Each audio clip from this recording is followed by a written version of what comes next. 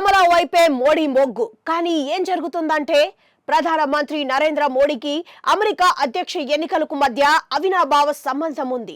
4 ఏళ్ల కిందట జరిగిన అధ్యక్ష ఎన్నికల్లో అప్పటి అధ్యక్షుడు డొనాల్డ్ ట్రంప్ తరపున మోడీ ప్రచారం చేసిన విషయం తెలిసిందే.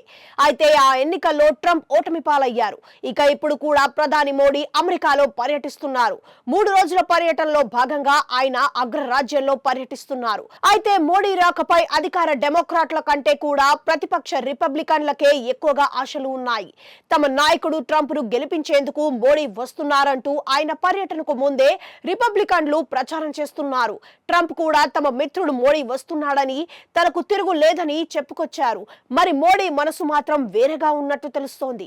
దీంతో మోడీ అసలు ట్రంప్ విషయాన్ని ఎక్కడా ప్రస్తావించడం లేదు. పైగా ప్రధాని మోడీకి అమెరికా ప్రస్తుత అధ్యక్షుడు జో బైడెన్ కని విని ఎరుగని రీతిలో ఆతిథ్యం ఇచ్చారు.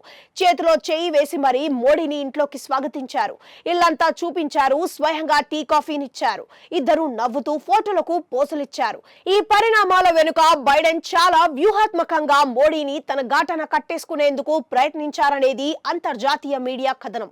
పోనీ మోడీ ఏమైనా దీనికి దూరంగా ఉన్నారా అంటే అది కూడా లేదు. అయినా కూడా బైడెన్ కు ఆకాశానికి ఎత్తేశారు. ప్రస్తుతం అధ్యక్ష రేసులో ఉన్న కమలా హ్యారిస్ పేరు ఎత్తకపోయినా బైడెన్ ను ఆకాశానికి ఎత్తేయడం, ఆయన హయాంను స్వర్గతుల్యమని పేర్కొనడం ద్వారా ప్రస్తుతం అధికార పార్టీ డెమోక్రటిక్ కే తన మద్దతు ఉందని పరోక్షంగా ప్రధానమంత్రి చెప్పినట్లు అయింది.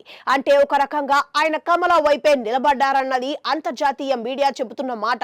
సుమారు 4 లక్షలకు పైగా ఉన్న భారతీయ ఓటర్లపై మోడీ ప్రభావం తీవ్రంగా ఉంటుందని, ఇది ట్రంప్ పై తీవ్ర దెబ్బ వేస్తుందన్నది వారు చెబుతున్న మాట.